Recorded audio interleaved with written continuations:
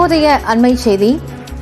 ஸ்ரீவைகுண்டம் அரசு மருத்துவமனையை தரம் உயர்த்தி நல்லக்கண்ணு பெயர் சூட்டப்படும் என்று முதலமைச்சர் மு.க.ஸ்டாலின் தெரிவித்திருக்கிறார்.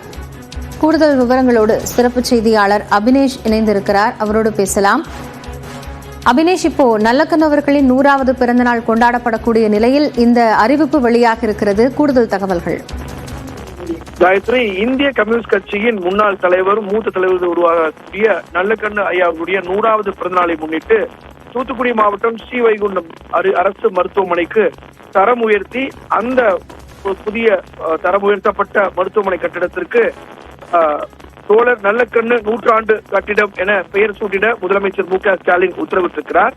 தமிழ்நாட்டின் முதுபெரும் பொது உடைமை சிந்தனையாளரும் விடுதலை போராட்ட வீரரும் இந்திய கம்யூனிஸ்ட் கட்சியுடைய முன்னாள் தலைவருமான நல்லக்கண்ணு ஐயாவுடைய 100வது நாள் பிறந்தநாள் விழா இன்று கொண்டாடப்படுகிறது.